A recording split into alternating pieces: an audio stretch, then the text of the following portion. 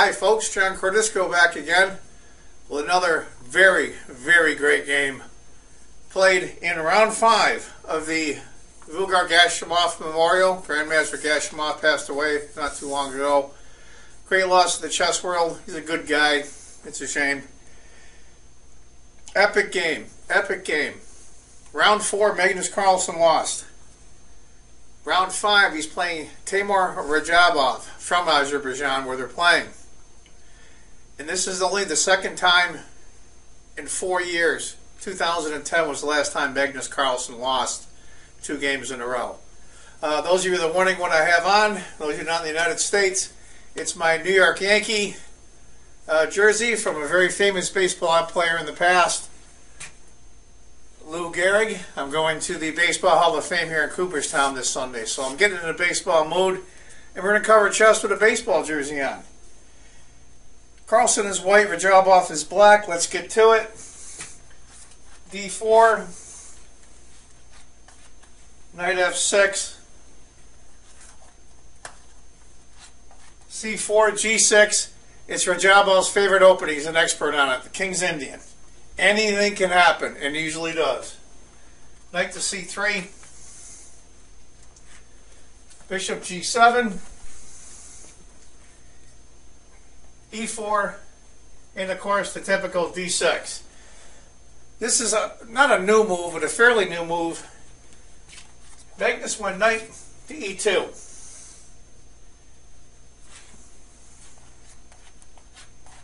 Radjabov castled, and Magnus went knight to G3, which was the whole idea behind doing it, something new. I think he wanted to give something somewhat different to Radjabov because he's an expert on the line, so you want to give him something new.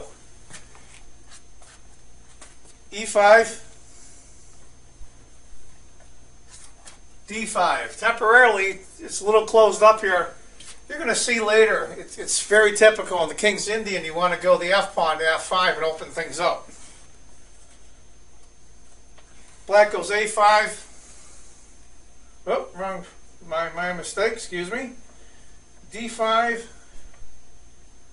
Black goes A5. Okay, got turned around there, sorry. Bishop E2. And then Knight A6. That's a good maneuver. This is a really good square right here for this knight. And this pawn is stopping a lot of the advancement on the queen side. White goes H4. He's going for it. He's got the bishop, queen on this square here. The knight can hit. And Radjabov reacts with just a good move. H5. Excellent, excellent move.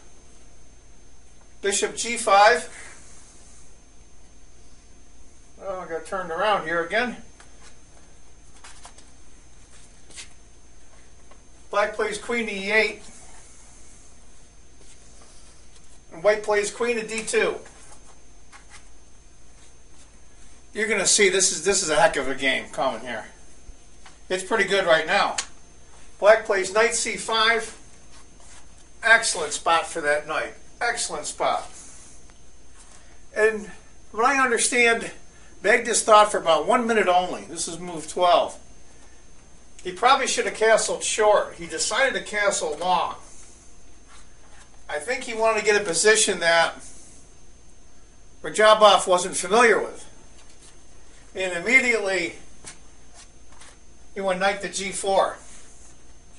Now the knight's hitting this F2 pawn. This is going to be a real pain in the behind to defend. So what happens is Magnus has to take the knight. And bishop takes.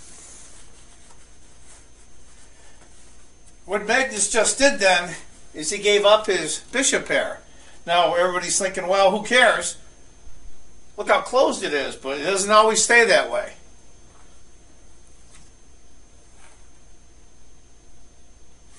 F3. And bishop goes back. Bishop E3. for Magnus, hitting the knight in b6. Another good, solid move. It reinforces this here. If this pawn wasn't here and bishop took, he'd have to take with this pawn. And that really screws up his pawn formation. King to b1, typical move when you castle queenside. They call it a grandmaster move. King to h7. I think that was a waiting move by Radjabov. He wanted to see what Magnus was going to do. And he went queen to c2. Put him right on the diagonal. Oh, my poor king is sticking out there. Black goes a4. Very, very good move. Stifles a lot of the pawn activity. Knight on g to e2. Knight comes over. And the famous f5. Here we go. Typical King's Indian. E takes. And g takes. Typical King's Indian. Black pawns are moved forward. King looks naked, but it makes for a wild, wild game.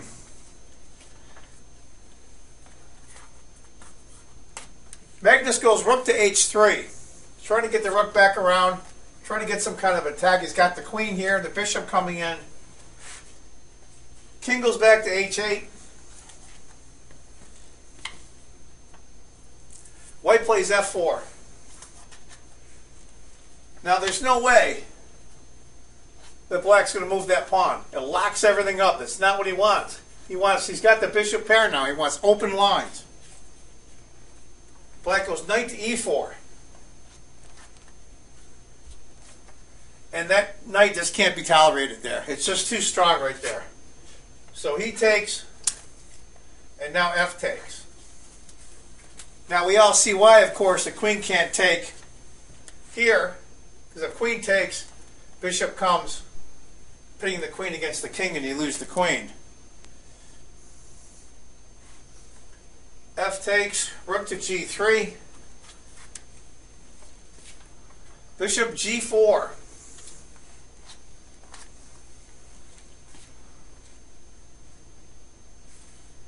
Rook. Now this is where Magnus decides he's got to have counterplay. It's just too stifling for him.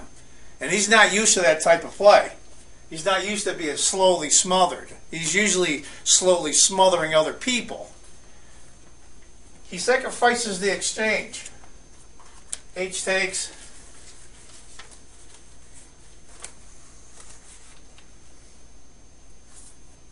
F5. H takes F5. Rook takes F5. Knight to G3. What he managed to do is mangle his pawns here. This pawn's almost undefendable, so is this one. He goes back to F8. And then queen takes. He's trying to desperately get some counterplay. Desperately. Bishop's coming in, knight's here. Black has to be careful still. Queen to d7. Great move. Have to protect this pawn. Have to do it. And plus that queen's also in a good spot. Magnus makes another good move, a3. Stopping any advances on this side to open it up with the rook here and the queen coming in. b5. Answer a good move with a good move. A good move gets answered with another good move. This is a great game. b5, c5. Magnus is trying to open it up. D takes c5. h5 for Magnus. Trying to get some counterplay. Bishop's kind of cornered right here. c4. Here come the pawns. h6. Bishop has to go to f6. He's not really an ideal square for him, but he has no choice. Bishop c5. Magnus is hitting the rook. He's trying to get some attack going here. He's got this rook he can swing around if he has to. I watched the press conference, which I might put on the end of this video. Magnus thought up until around this point he was doing okay. And he said basically, he didn't say delusional, but he just obviously misread the entire position. Rook to f7. And this is where Magnus fumbles. Rook to f1. Seems like a logical move. It's a natural move. Should have went knight to h5.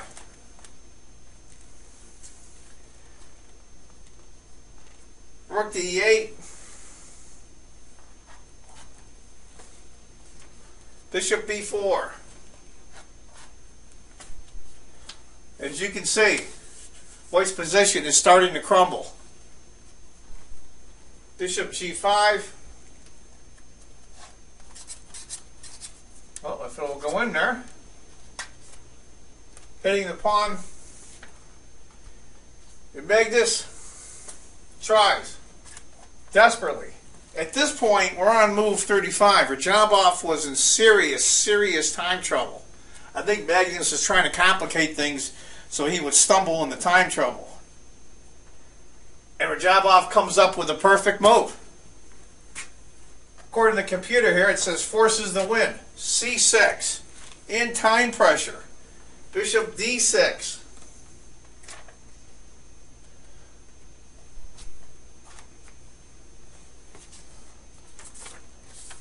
Bishop f4. Knight g7.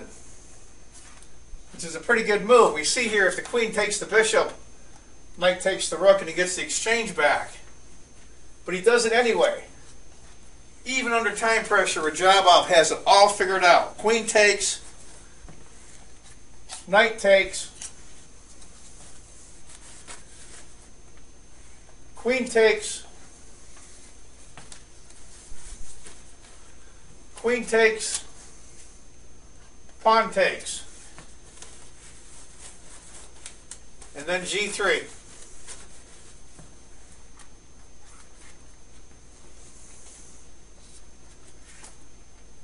You can see why the bishop can't take because the rook's in pre. And even under time pressure, Radjabov comes up with the best move. That was move 40. G takes, E takes. Now what's happened here is there's 3 pawns for the piece. But look at these pawns, storming down. Knight to d6, basically only move. Rook f6. Knight takes. You see this coming. f3. Here come the pawns. Knight d4. King takes, because the king's got to come up here for support, which gives him a tempo. King. King g5. King d2. Magnus is desperately trying to get over. f2. Knight e2. Rook f3.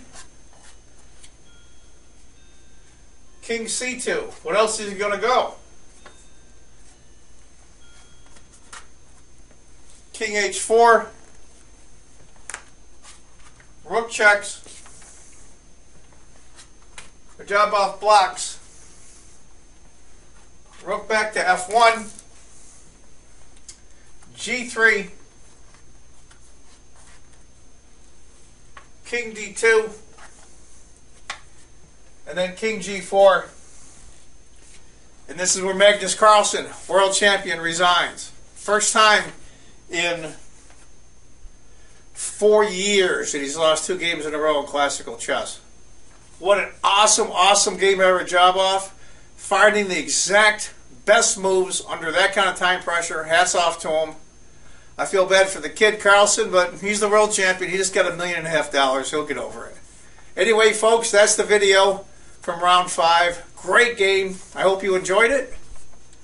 I want you all to remember, if you think chess is just a game, you're not playing it right. Take